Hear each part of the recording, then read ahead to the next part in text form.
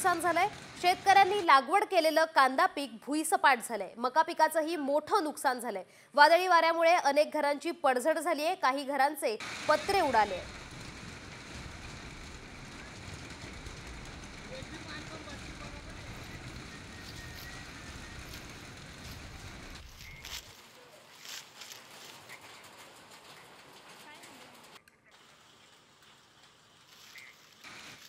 तर आता बातमी समोर येते अकोल्यात सुद्धा अवकाळी पावसाचा तडाखा दिसून येतोय। वादळी वाऱ्यामुळे केळीच्या बागा उद्ध्वस्त झाल्यात, तर शेतकऱ्यांचं जवळपास एकरी 35 ते 40% नुकसान झाले। कांदा उत्पादकांनाही मोठा फटका बसलाय। काढणी करून कापण्यासाठी ठेवलेला कांदा पावसात भिजलाय। पपई आंबा गळून पडलाय, तर गव्हाचं पीक सुद्धा आडवं झालंय। नुकसानग्रस्त शेतकऱ्यांनी पंचनामे करून भरपाई देण्याची आता मागणी केली आहे।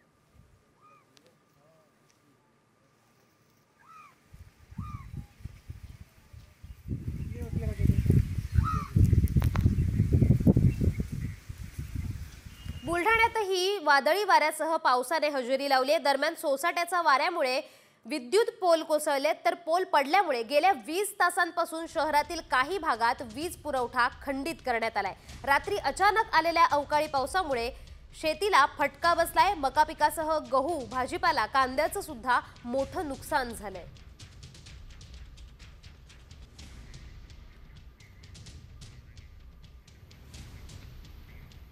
आता बातमी आहे वर्ध्यातून। वादळी वाऱ्यासह पावसामुळे शेतकऱ्यांचं वर्ध्यातही मोठं नुकसान झालेलं आहे। पवनार अंतर्गावात केळी आणि पपई बागा उद्ध्वस्त झाल्यात। पंचनामा करून नुकसान भरपाईची मागणी आता शेतकरी करतायत।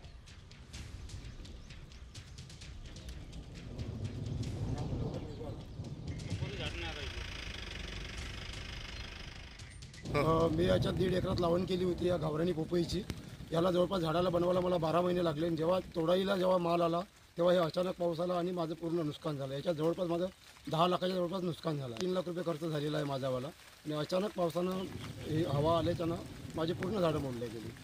जवळपास एका झाडाला 50 ते 60 किलोचा जवळपास माल होता आणि रेट गावरानीचा कमी जवळपास 50 रुपये 25 रुपये किलो चालू होता रोजचा रेट। तर एकूणच पाहिलं तर राज्यभरात अवकाळीचा तडाखा दिसून येतोय आणि त्याचा परिणाम शेतपिकांवर होताना दिसून येतोय। तर यानंतर वळतोय अमेरिकेतून येणाऱ्या बातमीकडे। तर अमेरिकेने भारतावर टॅरिफ बॉम्ब टाकलाय। आता भारतावर 26% आयात शुल्क लादण्यात आलंय। अमेरिकेच्या या दणक्याचा भारतावर मोठा परिणाम होऊ शकतोय। भारतात महागाई वाढण्याची सुद्धा शक्यता आहे। कृषी, औषध निर्माण, उत्पादन क्षेत्रांवर तसंच कापड उद्योग, ज्वेलरी सेक्टरवरही त्याचा मोठा परिणाम होण्याची भीती आहे। तर ऑटो इंडस्ट्रीला सर्वाधिक झटका बसणार आहे। अमेरिकेतील विक्रीवर याचा परिणाम होणार आहे। औषधांच्या किमती सुद्धा वाढण्याची शक्यता आहे। तसंच फार्मा कंपन्यांवर सुद्धा याचा परिणाम होऊ शकतोय। दुग्धजन्य पदार्थ सुद्धा महागण्याची शक्यता आहे। ग्राहकांच्या खिशाला त्यामुळे याचा फटका बसणार आहे। डायमंड आणि ज्वेलरी उद्योग सुद्धा अडचणीत येण्याची शक्यता आहे। याचा परिणाम निर्यातीवर होणार आहे। केमिकल आणि मेडिकल उपकरण कंपन्यांसाठी ही धोक्याचीच घंटा आहे। यानंतर बातम्यांचा वेगवान आढावा घेऊया टॉप 50 मधून। राज्यात एकीकडे अवकाळीचा कहर पाहायला मिळतोय, तर दुसरीकडे कमाल तापमानाचा कहर कायम आहे। ढगाळ वातावरण असूनही मुंबईत 36 अंश सेल्सिअस तापमान होतं। राज्याच्या इतर भागातही नागरिक उकाड्यानं हैराण झाले आहेत।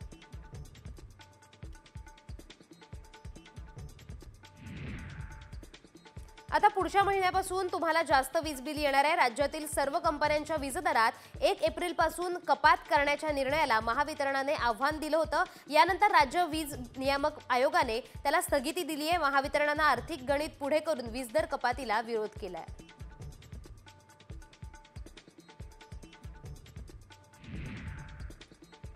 पुणे शहरातला पाणीपुरवठा आज बंद राहणार आहे। देखभाल दुरुस्तीच्या कामासाठी आज पाणी येणार नाहीये। उद्या देखील कमी दाबानं पाणीपुरवठा होणार आहे। त्यामुळे पाणी जपून वापरण्याचं आवाहन आता करण्यात येतंय।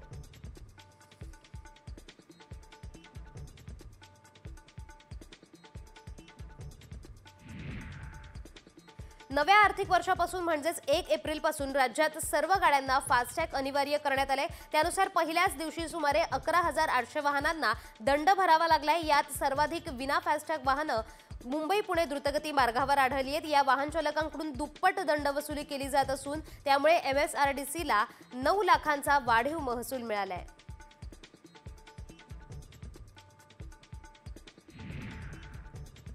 इंडियन प्रीमियर लीगच्या 14व्या सामन्यात गुजरात टायटन्सने रॉयल चॅलेंजर्स बंगळुरूला 8 विकेट्सने पराभूत केले. गुजरातचा हा दुसरा विजय आहे, त्यामुळे आता त्यांचे 4 पॉइंट्स झालेत. बंगळुरूचा मात्र यंदाच्या हंगामातील पहिलाच पराभव आहे. त्यांनी पहिल्या दोन्ही सामन्यात विजय मिळवला होता. गुजरातकडून गोलंदाजी करताना मोहम्मद सिराजने सर्वाधिक 3 विकेट्स घेतल्यात. आर साई किशोरने 2 विकेट्स घेतल्यात, तर अर्शद खान, प्रसिद्ध कृष्णा आणि ईशांत शर्मा यांनी प्रत्येकी 1 विकेट घेतली आहे. या सामन्यानंतर पॉइंट्स टेबलमध्ये मोठी उलथापालथ झाली आहे. बंगळुरू पराभवानंतर पहिल्या क्रमांकावरून 3ऱ्या क्रमांकावर घसरले, तर पंजाब किंग्सचं अव्वल क्रमांकावर गेले. 2ऱ्या क्रमांकावर दिल्ली कॅपिटल्स आहे, तर गुजरातने 4थ्या स्थानावर झेप घेतली आहे.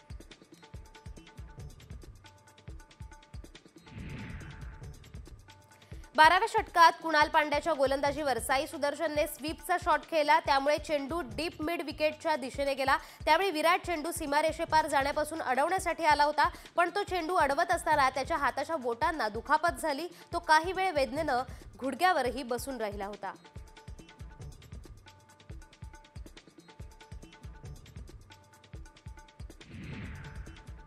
आज कोलकाता विरुद्ध हैदराबाद सामना रंगणार आहे, तर IPLचा 2024चा अंतिम सामना या दोघांमध्ये खेळला गेला होता. KKR चॅम्पियन ठरला होता, तर या हंगामात दोन्ही संघांनी 3-3 सामने खेळले. दोघांनी 1-1 असा विजय मिळवलाय.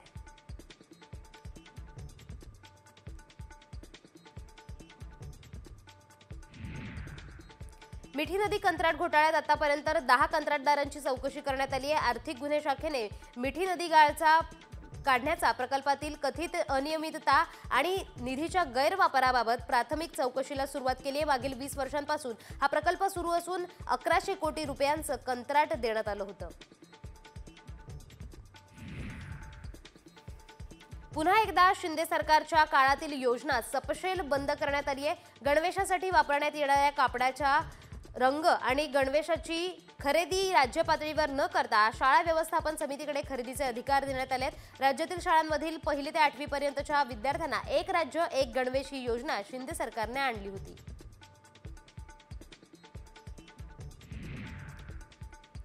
विविध कारणांमुळे सिडकोची जवळपास 12,000 घरं विक्रीविना पडू नयेत. ती विकण्यासाठी गृहविक्री धोरणात बदल करण्याची चाचपणी सिडकोकडून केली जाते. नियमानुसार सध्या पती किंवा पत्नीच्या नावे नवी मुंबईत एक घर असेल तर दुसरं घर घेता येत नाहीये. मात्र या नियमात बदल करण्याच्या हालचाली सुरू असल्याची माहिती सूत्रांनी दिली आहे.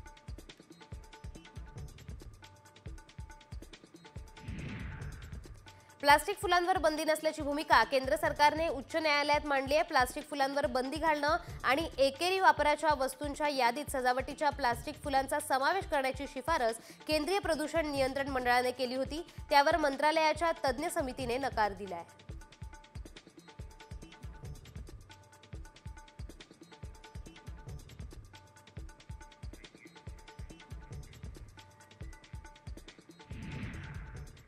तर आता एक मोठी बातमी समोर येते कोल्हापुरातून. वक्फ दुरुस्ती विधेयकादरम्यान लोकसभेमध्ये केंद्रीय गृहमंत्री अमित शहा यांनी कोल्हापूर जिल्ह्यातल्या वडणगे या गावाचा उल्लेख केलाय. वडणगे या गावांमध्ये महादेव मंदिराच्या जागेवरच वक्फ बोर्डाने दावा सांगितल्याचा अमित शहा यांनी लोकसभेत म्हटलं.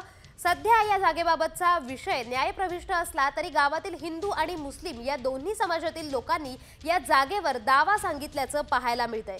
अमित शहा यांनी याचा उल्लेख केल्यामुळे पुन्हा एकदा कोल्हापूर जिल्ह्यात वडणगे गावाची चर्चा सुरू झाली आहे.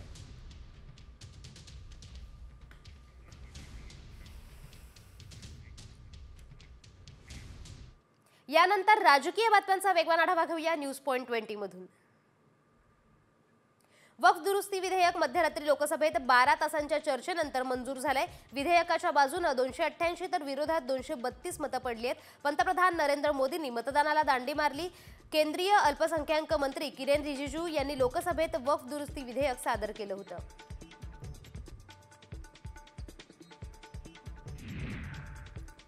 लोकसभेनंतर आता वक्फ दुरुस्ती विधेयक आज राज्यसभेत सादर केलं जाणार आहे. राज्यसभेत दुपारी 1 वाजल्यापासून विधेयकावर चर्चा होणार आहे. राज्यसभेतील संख्याबळ पाहता विधेयक मंजूर करताना मोदी सरकारची कसोटी लागणार आहे. राज्यसभेत सत्ताधारी NDAचे 121 तर विरोधकांचे 85 खासदार आहेत. वक्फ दुरुस्ती विधेयकावरून विरोधी पक्षनेते राहुल गांधींनी सरकारवर जोरदार निशाणा साधलाय। हे विधेयक म्हणजे मुस्लिमांच्या जमिनी हडप करण्याचं शस्त्र आहे असा हल्लाबोल त्यांनी केलाय।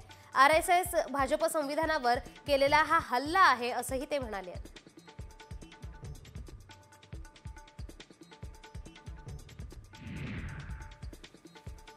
वक्फ दुरुस्ती विधेयकावरील चर्चेदरम्यान लोकसभेत खासदार असदुद्दीन ओवैसी चांगलेच आक्रमक झाले होते। मुस्लिमांचा अपमान करण्याचा विधेयकाचा उद्देश असल्याचा त्यांनी आरोप केला।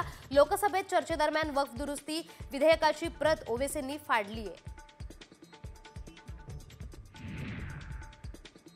वक्फ सुधारणा विधेयकावरून संजय राऊतांनी सरकारवर गंभीर आरोप केलेत। वक्फच्या जमिनींवर सरकारचा डोळा आहे आणि मुंबईतील जमिनींचा आधीच सौदा झालाय, त्याला कायदेशीर मान्यता देण्यासाठीच घाईत विधेयक पास करण्यात आलंय असा घणाघात राऊतांनी केलाय।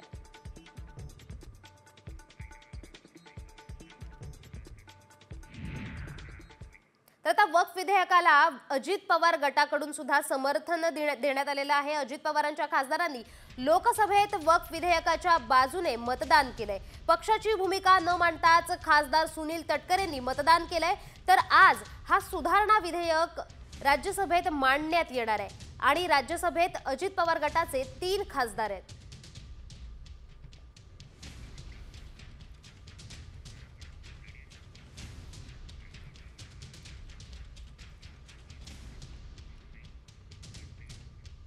तर आता बातमी समोर येते नाशिकमधून। बागलाण तालुक्यात वादळी वाऱ्यासह जोरदार पाऊस बरसलाय। 100हून अधिक गावात विजांचा कडकडाट आणि वादळी वाऱ्यासह पाऊस झालाय। यात कांदा पिकांचं मोठं नुकसान झालंय। अनेक ठिकाणी काढून ठेवलेला कांदा झाकण्यासाठी शेतकऱ्यांनी धावपळ केली आहे। पावसामुळे टोमॅटो, मिरची पिकावरही परिणाम झालाय।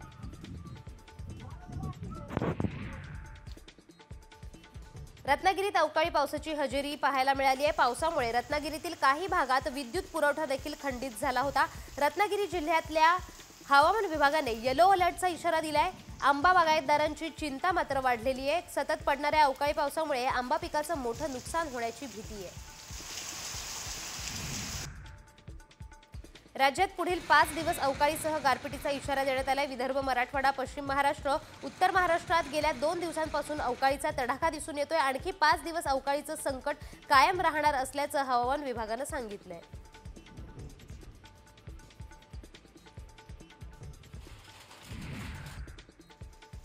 संगमनेर आणि अकोले तालुक्याला पावसानं झोडपलंय। जोरदार पावसामुळे पिकाचं मोठं नुकसान झालंय। काढणीस आलेला गहू भुईसपाट झालाय। संगमनेर तालुक्यातील पठारबाग आणि अकोले तालुक्यातील राजूर परिसरात जोरदार पाऊस बरसलाय।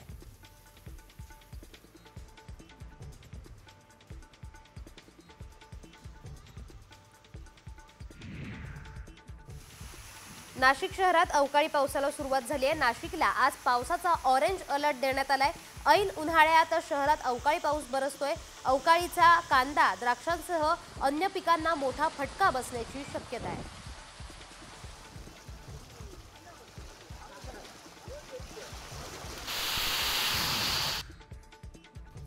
सिंधुदुर्ग जिल्ह्यात विजांच्या गडगडाटासह पावसानं हजेरी लावली आहे। वैभववाडी, कणकवली, कुडाळ तालुक्याच्या काही भागात पाऊस बरसलाय। जिल्ह्यात गेले 2 ते 3 दिवस ढगाळ वातावरण असून प्रचंड उकाडा वाढला होता। आज पहाटेपासूनच वैभववाडी, कणकवली, कुडाळ तालुक्याच्या काही भागात पावसाची रिपरिप पाहायला मिळतेय।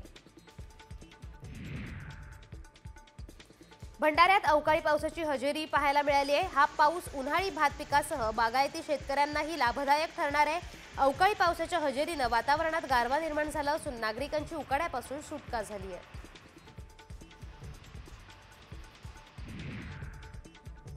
नंदुरबार तालुक्यातील गंगापूर परिसरात गारपिटीसह तुफान पाऊस पडलाय। अचानक आलेल्या पावसानं शेतपिकांचं मोठं नुकसान झालंय। शेतकऱ्यांनी लागवड केलेले कांदा पीक भुईसपाट झालंय। मका पिकांचंही मोठं नुकसान झालंय। वादळी वाऱ्यामुळे अनेक घरांची पडझड झाली आहे। काही घरांचे पत्रे उडाले आहेत।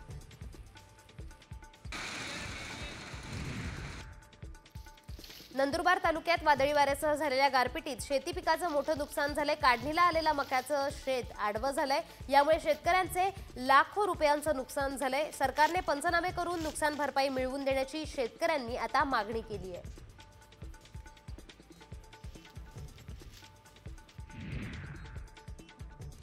नाशिकमध्येही अवकाळी आणि गारपिटीमुळे द्राक्ष बागांचं प्रचंड नुकसान झालंय।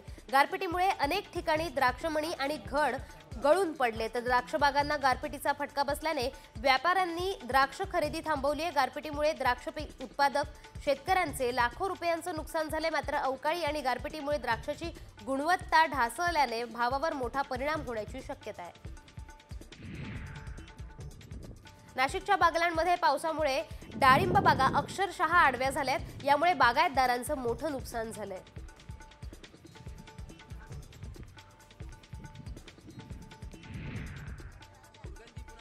अकोला शहरात पिण्याच्या पाण्याचा प्रश्न पेटलाय. अकोला शहरातल्या आठवड्यातून 2च दिवस एकतर पाणी पुरवठा होतोय. त्यातही नळाच्या पाण्यातून घाण आणि जीवजंतू येत आहेत. पाणी गढूळ आहे. फेसयुक्त हिरवं पिवळं पाणी रोज येत आहे. त्यामुळे नागरिकांचं आरोग्य धोक्यात आलंय. दरम्यान दूषित पाण्याच्या मुद्द्यावरून शिंदेसेना आक्रमक झाली आहे.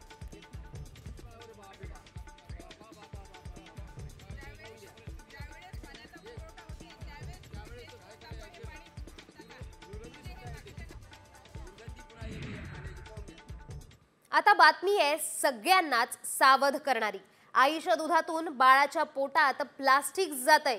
होय, असा दावा करण्यात आलाय. हा दावा गंभीर आहे. यामुळे बाळांना धोका आहे. त्यामुळे असा दावा हा जो करण्यात आलाय यावर आम्ही पडताळणी केली आहे. त्यावेळी काय सत्य समोर आले पाहूयात.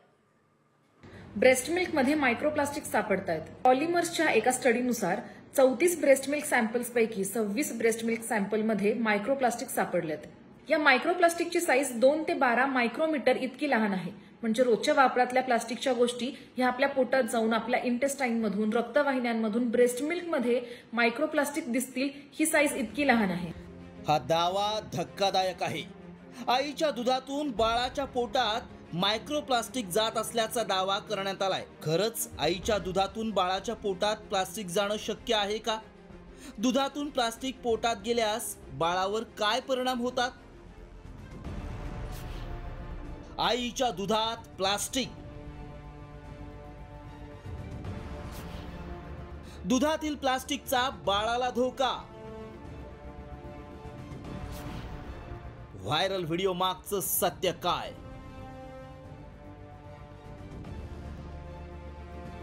व्हायरल व्हिडिओत केलेला दावा अतिशय गंभीर आहे. कारण चिमुकल्या बाळाच्या आरोग्याचा हा प्रश्न आहे. मात्र खरंच आईच्या दुधातून बाळाच्या पोटात मायक्रोप्लास्टिक जाणं शक्य आहे का? प्लास्टिक हे हानिकारकच आहे, पण बाळाच्या पोटात ते गेल्यास काय परिणाम होऊ शकतात याची माहिती सांगणं अत्यंत गरजेचं आहे. कारण लहान मुलांना प्रत्येक आई ही दूध पाजते. इतकंच नाही तर प्लास्टिकच्या बाटलीतूनही बाळांना दूध दिलं जातं. त्यामुळे आमच्या टीमनं याची सत्यता जाणून घेण्यासाठी तज्ज्ञांचा सल्ला घेतला. त्यांना व्हायरल व्हिडिओ दाखवला आणि यामागचं सत्य जाणून घेतलं. आईच्या दुधातनं मायक्रोप्लास्टिक बाळाला जातं आणि ते बाळाच्या शीमध्ये सापडलेलं आहे. तसंच जी मुलं बॉटल फीडिंग करतात त्यांच्यामध्ये मोठ्या माणसांपेक्षा 10 पट मायक्रोप्लास्टिक सापडलेलं आहे. तर मायक्रोप्लास्टिक हे खरंच खूप हार्मफुल आहे. त्याच्याविषयी स्टडीज चालू आहेत की मायक्रोप्लास्टिक कशाला अफेक्ट करतं. तर मायक्रोप्लास्टिक आपल्या हार्मोन्सला प्रॉब्लेम करू शकतं. मायक्रोप्लास्टिक ॲलर्जीज क्रिएट करू शकतं. मायक्रोप्लास्टिक टेस्टिसमध्ये देखील जाते आणि रिप्रोडक्शनला प्रॉब्लेम क्रिएट करू शकतं. तर याच्याविषयी रिसर्च चालू आहे. त्यामुळं आमच्या पडताळणीत काय सत्य समोर आलं पाहूयात. आईचं दूध हे बाळासाठी आरोग्यदायी आहे. आईच्या दुधातून बालकांमध्ये मायक्रोप्लास्टिक जातं ही वस्तुस्थिती आहे. मायक्रोप्लास्टिक म्हणजे 5 मायक्रॉनपेक्षा कमी आकाराचं प्लास्टिक. प्लास्टिक वस्तूंचा वापर करणाऱ्या आईच्या दुधात मायक्रोप्लास्टिक आढळलं. मायक्रोप्लास्टिकमुळे मेंदू, हार्मोन्स, प्रजनन क्षमतेवर परिणाम होतो. 2022 मध्ये नेदरलँडमध्ये संशोधन करण्यात आलं होतं. त्यात 22 व्यक्तींपैकी 17 व्यक्तींमध्ये मायक्रोप्लास्टिक आढळून आलं. भारतातही यावर संशोधन सुरू आहे. मात्र प्लास्टिकचा वापर जास्त प्रमाणात केल्यास आईच्या दुधातून बाळाच्या पोटात मायक्रोप्लास्टिक जात असल्याचा दावा सत्य ठरलाय.